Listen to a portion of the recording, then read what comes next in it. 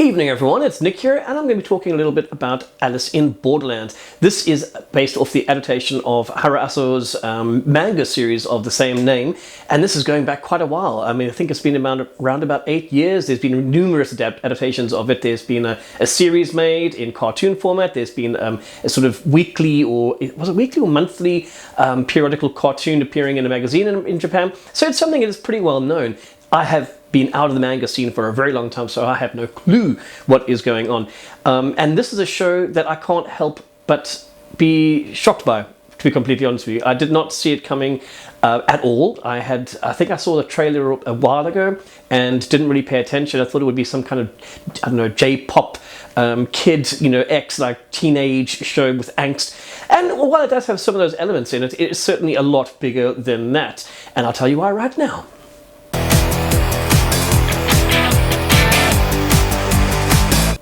Alice in Borderlands follows Kento Yamazaki, who plays Arisu, a character who gets thrown into a sort of alternate Tokyo.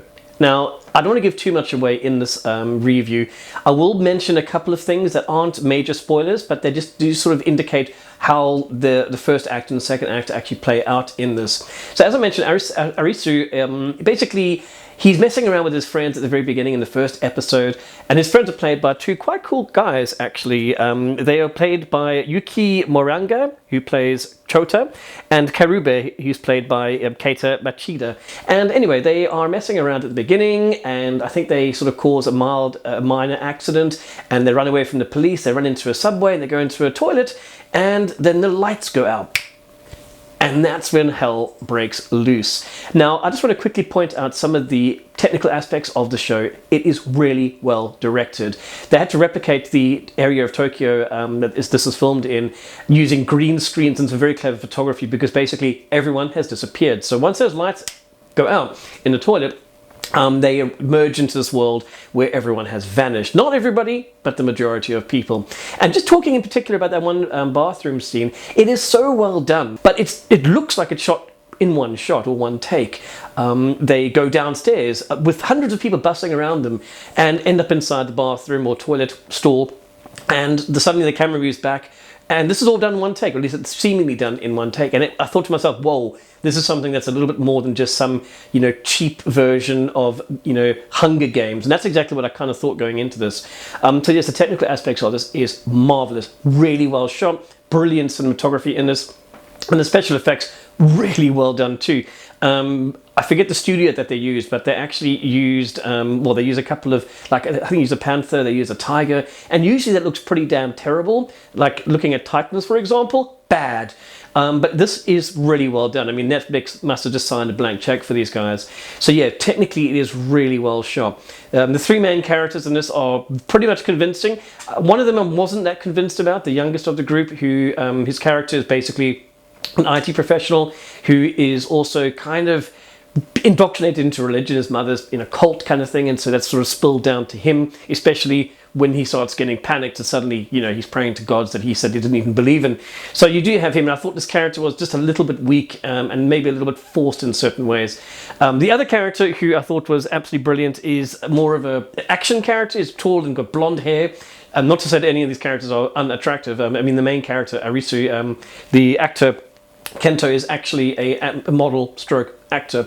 So yeah, you've got some very beautiful people in this, and you see halfway through this they got some really beautiful people in this wearing very little. There is no nudity in this. There's some side boob, but not much nudity, and as far as I can remember, no swearing, which is a really strange thing. It's a 15, which I'm also surprised about, because the violence is pretty hectic. It's not as bad as the Saw, which some people thought it might be, but it's definitely violent. People's heads getting blown off, that kind of violence.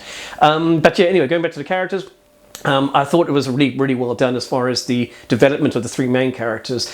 The direction of the show, as I mentioned, they sort of appear in Tokyo where everything's disappeared, and they sort of realize after a day or two that they get forced into these games. Well, actually, I think it's one day they get forced into some games where they have to win. If they don't win, they die, or they die along the way, or there's horrible things. So kind of, it reminds me a lot of Battle Royale, in the sense that you have to survive, and sometimes at the expense of other people, which is really horrible, obviously. Then it also reminds me a bit of this, Saw series, as far as this sort of elaborate lengths that the game masters go to in order to inflict pain and suffering on these poor guinea pigs stroke, I don't know, victims. We're not quite sure, even by the end of the series, and it's not a spoiler, exactly what is going on, and I like that. I really do like that idea, and we'll touch on that in a little bit though.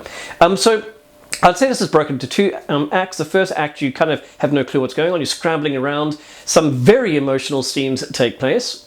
No, I mean, some really emotional scenes take place. There's one particular episode, I'm not going to mention what it is, that threw me for a six. I had sat on my couch, and I've spoken to a few of my friends who've also watched this now, and we were blown away. I was like this.